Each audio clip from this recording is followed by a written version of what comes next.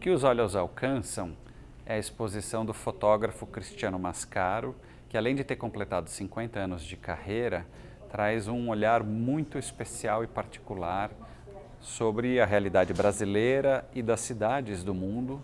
Ele fotografou muitas cidades, iniciou sua carreira no fotojornalismo, fez muito retrato e continua muito ativo.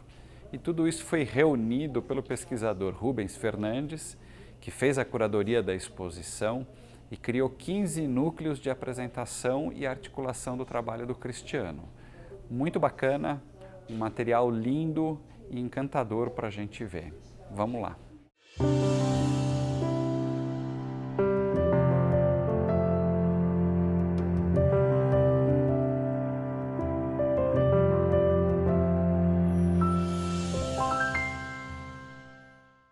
Cristiano, obrigado por aqui fazer essa visita, né, conosco, para falar um pouquinho do seu trabalho, e eu queria assim, começar a fazer uma provocação no bom sentido, até onde os olhos alcançam. Acho que tenho a proposta de falar sobre a sua trajetória, o percurso todo que você desenvolveu como fotógrafo, mas também das questões da fotografia em si, quais foram os temas, os mergulhos que você deu em diferentes assuntos, alguns mais profundos, outros nem tanto. Como é que surgiu essa ideia? É um percurso cronológico do Cristiano Mascaro ou a gente aborda questões outras muito específicas que te seguraram na fotografia e te mantiveram caminhando? Não, olha, a ideia inicial não, quis se dar um nome assim, uma retrospectiva. Eu fiquei meio achando assim, mas parece que agora eu parei, né? E é o começo, o meio e o fim. Não, eu pretendo continuar fotografando ainda durante o tempo que saúde, a idade, né, permitirem. Então, na verdade, esse é um percurso, sabe, que chega uma hora que você tem que parar, né, porque também você não tem mais um recuo, vamos dizer, recuo histórico, assim, né, para analisar e tal. Se bem que tem a exposição, tem pelo menos 70% de trabalhos recentes. Isso eu queria, quando eu conversei com o Rubens Fernandes Júnior, o curador, que era importante, acho que mostrar que eu estou atuando, né? Não ficar, que houvesse uma introdução, vamos dizer assim, que acabou pelo tempo que eu estou fotografando, né? Que já faz já 50 anos, mesmo essa introdução acabou ficando, né, presente, de uma certa forma, com uma certa quantidade, vamos dizer assim, de imagens. E que a gente começa por aqui, né? Que o Rubens, o curador, chamou assim a formação do olhar, porque tudo começou aqui, quando, depois de ter descoberto a fotografia, folheando uns livros do Cartier-Bresson, Robert Frank, na biblioteca da faculdade, eu me entusiasmei, achei que eu não ia me formar arquiteto não, eu estava na faculdade de arquitetura, né, que jamais abandonei, realmente o curso foi assim, muito interessante para mim, a FAU realmente é uma escola que tem um currículo muito amplo, né, uma biblioteca muito boa. E eu, então, quando resolvi, assim como alguns colegas daquela época, pegar o trem da morte, né, que ia para a Bolívia, para o Peru, a gente pegava um trem aqui na Estação da Luz, descia em Corumbá. Naquele tempo não tinha mochila, eu fui carregando um saco de viagem, um negócio extremamente, a famosa mala sem alça. Né? Bom, e que eu daí fiz essa foto aqui, uma em Cusco, outra no altiplano boliviano, e isso para mim foi fundamental, porque eu querendo ser fotógrafo, repórter fotográfico, naquela época assim, a grande escola, os fotógrafos que impressionavam a gente eram Robert Capa, né, o Cartier-Bresson, repórteres fotográficos, tinha aquela atividade romântica de ir à guerra, já achava bacana, né, arriscar a vida, essa coisa toda. Então eu participei de um concurso de fotografias e a Cláudia Andujar era do júri. E eu ganhei, junto com outro colega, o primeiro lugar. Falei, puxa, estão acreditando em mim. E fui atrás da Cláudia. Falei, não tinha essa intimidade, assim, não tinha telefone, não tinha nada. Eu bati na porta, descobri o endereço dela. Falei, olha, eu sou aquele aluno, né, que fez essas fotos. Ela foi extremamente generosa, ela realmente, eu tive sorte, duas mulheres, assim, a Cláudia e a Maureen Bessiliati, que me educaram, assim, fotograficamente. E a Cláudia me levou, então, para a Editora Abril, que estava lançando a revista Veja. E daí começou esse ciclo. Daí eu virei repórter fotográfico, né? Que se a gente puder caminhar... Claro. Só uma pergunta. Por que essas fotos escolhidas para marcar a questão da formação do seu olhar? O que elas chamaram para você? Assim? É uma questão de composição, tema? daí tem que perguntar para o Rubens, porque hoje a gente tem curador. Tá certo. Que é muito bom, ainda mais que o Rubens é grande amigo meu e mais que isso, mais importante que isso, é muito competente como historiador, né, e estudioso da fotografia. E a gente produz muito, né? Claro. E daí, mostrando para o Rubens todo esse material, ele foi escolhendo as fotos. Mas evidentemente que a gente dá aquela forcinha, a gente mostra aquela que a gente gosta mais. Claro. Né? Não abriu aqui e falou, pega aí, procura, não. Eu ia dando um jeitinho de empurrar aquelas. Mas de fato essas fotos me marcaram. Eu acho que essa dessa rua em Cusco, entende? Ela tem assim uma característica do país, por causa do calçamento, dos telhados, a composição. Eu estava numa escola de arquitetura, então tinha essa preocupação, né? Uma questão da arquitetura e do urbanismo. Isso, né? Pois é, como sempre tem rua. Eu sou um fotógrafo urbano. A natureza, que eu tenho o maior respeito, evidentemente, né? Mas fotograficamente ela não me interessa. Não fotografo muito a natureza. Vamos aqui para... Então a gente vem... E daí eu fui fotografando uma série de coisas, aqui o Carnaval em Salvador, até que eu fiz a primeira exposição na Infoco, que foi uma escola de fotografia, que um dia me convidaram para fazer lá uma palestra sobre fotojornalismo. E eu falei tanto tal que eles acharam que eu podia ser professor também na escola. Legal. Né? Eu avisei que quando eu embalo, eu vou falando, contando histórias e tal.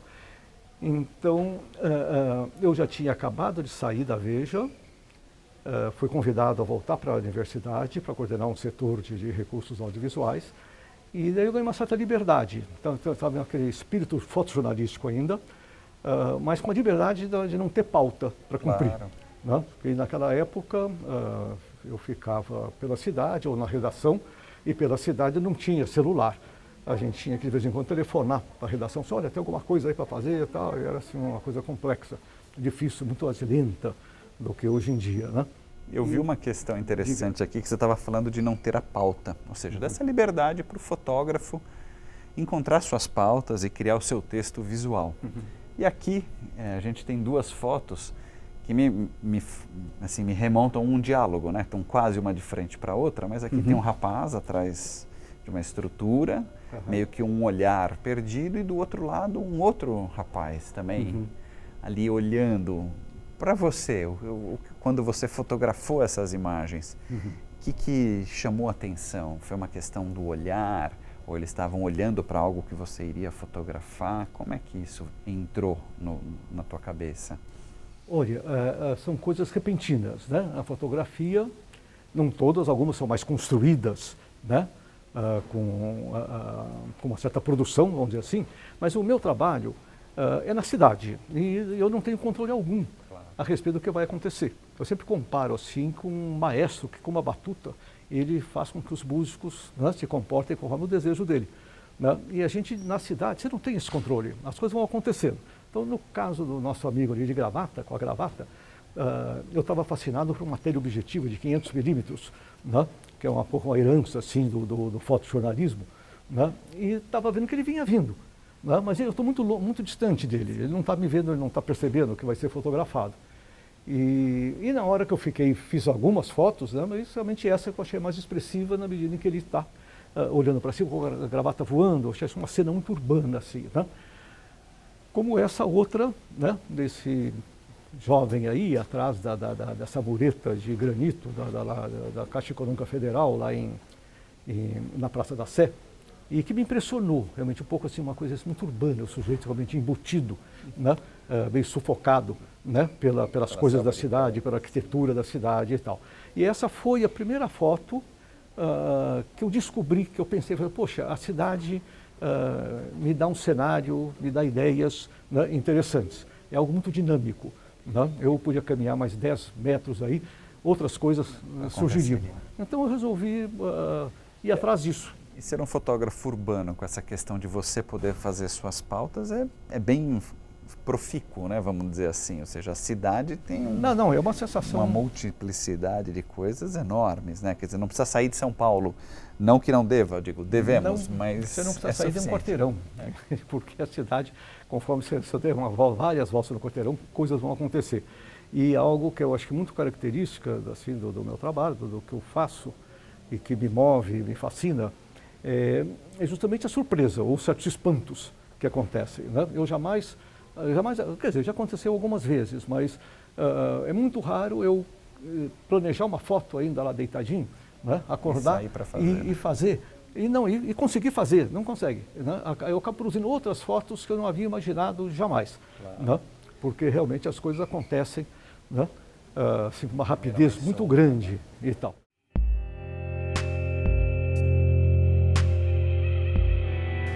Eu acho que aqui, fazendo agora uma volta, um flashback, vamos lá, né? No tempo da...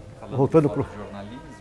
Voltando para a Veja, o seguinte, eu fiquei assim, extremamente entusiasmado quando me mandaram cobrir, fotografar o enterro do general Barrientos, que era um militar, ditador na Bolívia, isso foi em 1969, e voei para Cochabamba, e lá, quer dizer, foi um voo assim meio maluco, tipo Buenos Aires, primeiro de Buenos Aires ir para Cochabamba ou Santa Cruz da Serra, agora não me lembro, e fotografar esse momento do enterro dele, e que estava muito tenso, porque havia milícias armadas, os mineiros que eram uns a favor, outros contra, e eu, naquela irresponsabilidade juvenil, estava louco para sair um rolo ali, que daria boas fotos, claro, né, e tal, podia ganhar um prêmio ESSO.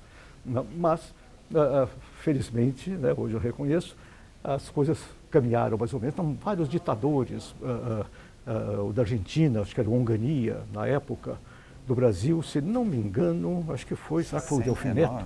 Não me lembro, foi um dos ministros assim, importantes e tal, mas o ditador nosso aqui na época não foi. Devia ser o Costa e Silva, uma coisa assim.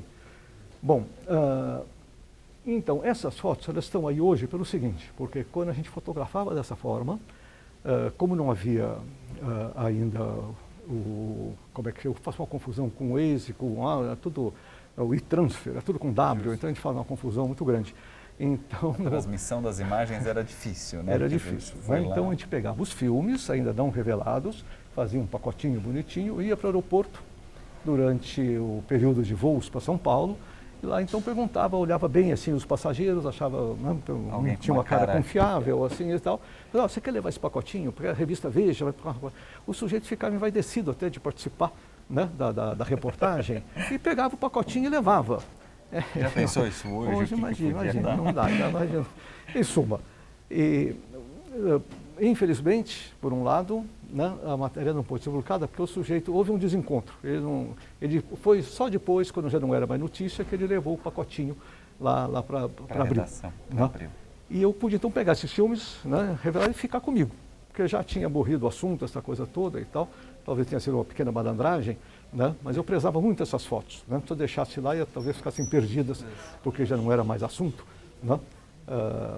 Então era assim que se fazia antigamente, né? Ou se revelava dentro do armário do quarto do hotel, o próprio filme depois mandava para o radiofoto, né?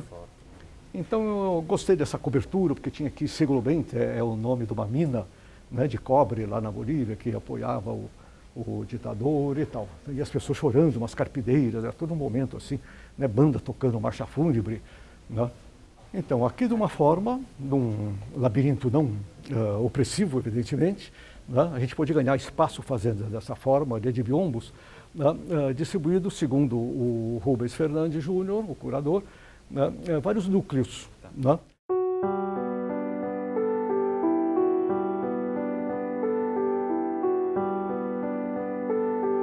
Esse painel aqui foram feitas no bairro do Brás. Eu tinha, logo depois de sair da editora Abril e ter feito essa exposição lá na Infoco, eu conheci o Pedro Martinelli, de quem eu fiquei muito amigo, né, um grande fotógrafo, e a gente, num companheirismo, disse, olha, vamos fazer um trabalho juntos. E o bairro do Brás, a ideia surgiu porque era um bairro, é ainda um bairro historicamente importante da cidade, dos primeiros imigrantes italianos que chegaram lá, as primeiras fábricas de São Paulo surgiram lá, e ele estava sendo, não digo destruído totalmente, mas criando uma grande cicatriz. O metrô aéreo que sai do Parque Dom Pedro, né, estava cruzando lá para a Rua Bresser e tal. Então essas fotos todas foram feitas durante esse período, e aconteceu o seguinte, só aquela foto daquela menina curiosa ali, que eu fiz com 35mm, porque eu estava ainda herdando, né, aquele hábito fotojornalístico. Até que eu percebi, falei, Pedro, ou Pedrão, como o meu amigo é chamado, eu acho que a gente vai acabar tropeçando um no outro, nosso trabalho vai ficar meio redundante. Então eu falei, nossa, eu tenho uma Hasselblad, né? Vou fazer num Vou formato fazer num outro diferente. formato e nossos trabalhos aí seriam mais complementares. Para você, olhar, né, no formato, vou fazer um breve aqui, no formato 35 milímetros é aquele retângulo com a base maior na horizontal. E o formato da Hasselblad, ele é quadrado, Igual. os dois lados, todos os lados têm o mesmo tamanho. Para você olhar no formato quadrado, o que traz de diferente do que olhar no formato retangular? Olha, é quase como andar de bicicleta, entende? Você no início estranha, se desequilibra um pouco, até porque não só o formato é mais rígido, né? Você não tem as duas opções, da horizontal e da vertical, e também ele não tem um prisma, você tem só o espelho. Então quando você olha naquele visor, que já não é mais assim, não é assim, isso aconteceu com a primeira foto que eu fiz, que eu apontei para a estação Roosevelt e vinha vindo uma pessoa aqui assim e tal, e eu fiquei olhando para ver ela passar, de repente eu levei um susto, porque ela, na verdade, ela estava vindo assim, porque lá dentro as coisas são invertidas, né? Mas é engraçado porque depois dessa foto, né, talvez um ou outro tenha estranhado, mas isso acabou, sabe, se acomoda na sua, vai se acomodando na sua cabeça. E a Hasselblad foi assim a minha namorada fotográfica assim durante 30, 40 anos. Só fui depois atropelado pelo digital e tive que aposentá-la. Fazer uma migração. Né? Então eu me acostumei, sem nenhuma dificuldade assim e foi nesse trabalho que eu descobri fazer retrato.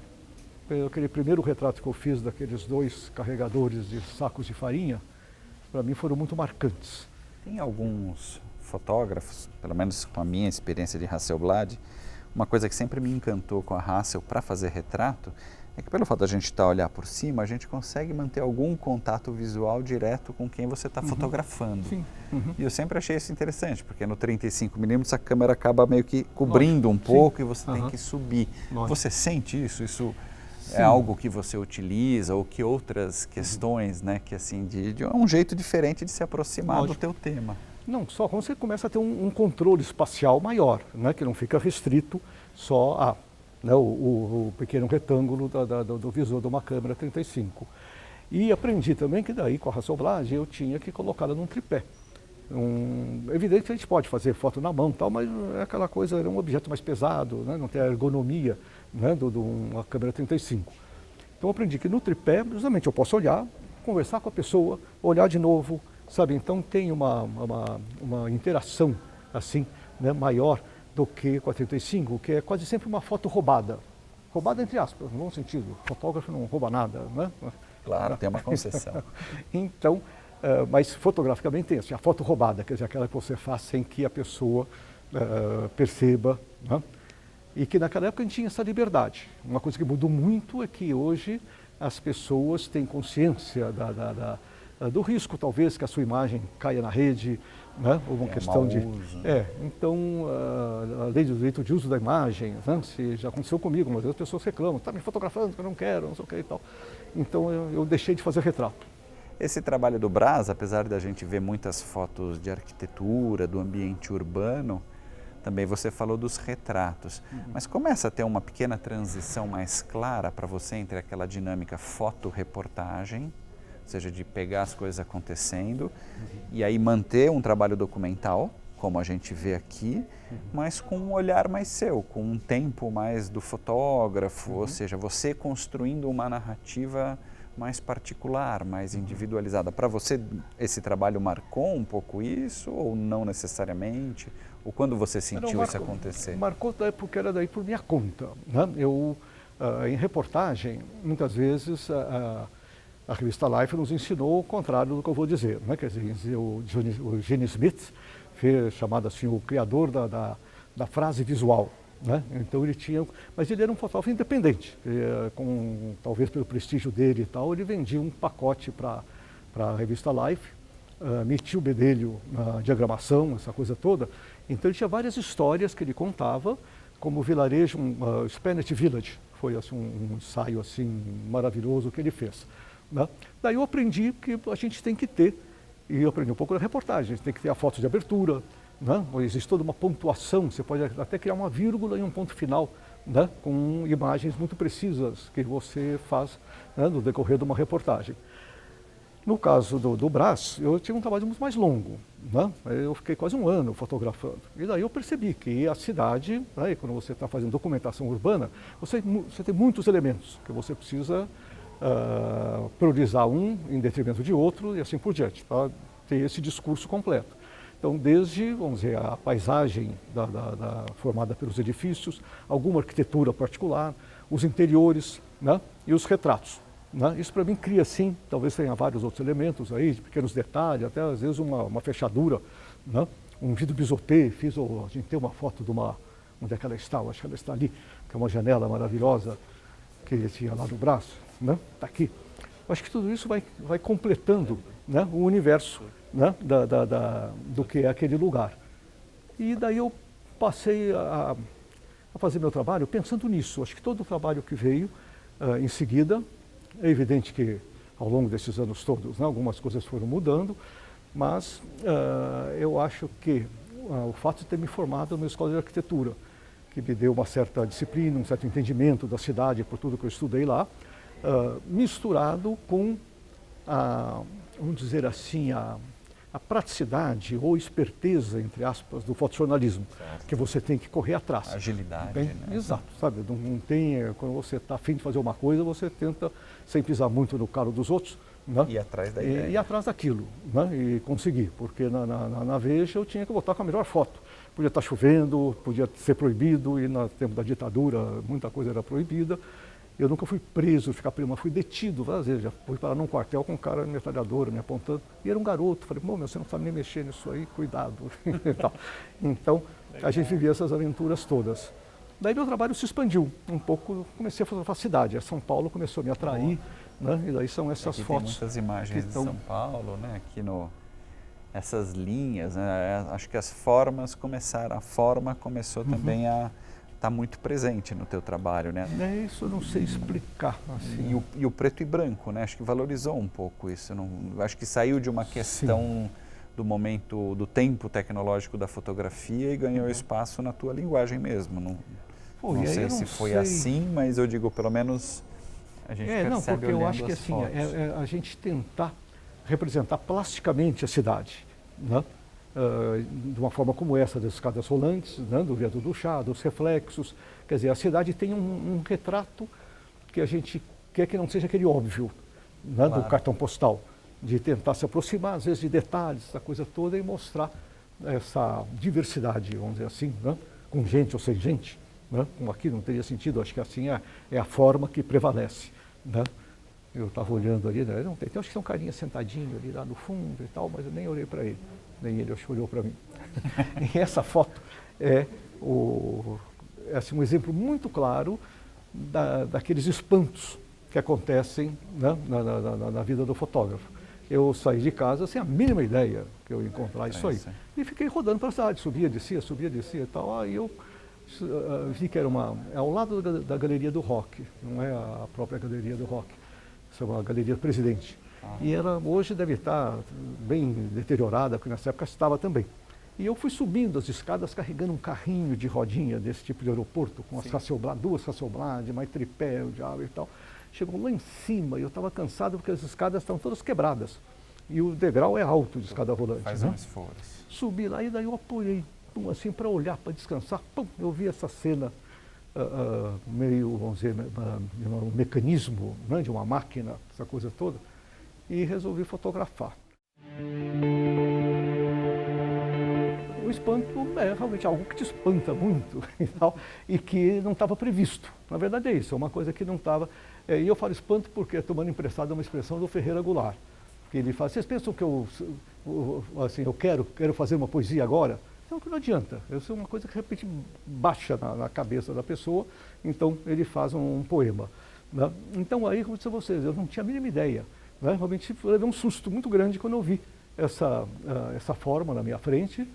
Senti o seguinte desafio, que tornou a coisa mais interessante ainda, mas sofrida, porque a gente tem que sofrer para ser feliz. É verdade. Então, é verdade. Não tem almoço de graça, como se fala assim. Acontece o seguinte, a Hasselblad, como a gente estava observando, ela não tem esse visor assim, ela tem um visor que você olha do alto, né, aqui por cima. E ali eu não tinha como encostar o tripé, porque a altura não dava, então eu tive que pegar na mão. Só que se eu fosse olhar para baixo, para olhar esse ângulo, eu não ia conseguir enxergar aqui o despolido, a imagem. Então, seja o que Deus quiser, eu apoiei no próprio parapeito, né? Dei uma olhadinha só para ver mais ou menos como é que estava, ajeitei, levantei o espelho para não bater e tal, e fiz a foto. Era incrivelmente simétrica, ela não tem, eu tive uma sorte muito grande, entende? Porque essa imagem não podia ser assim meio deslocadinha. Né? A força dela está justamente nessa correção, nessa simetria, né? Uma coisa quase espelhada. Claro. Né? E se a gente olhasse pelo cantinho inferior ali, os dois cantinhos inferiores onde passam duas hastes assim, elas estão perfeitas. Né? Então acho que essas construções são feitas assim.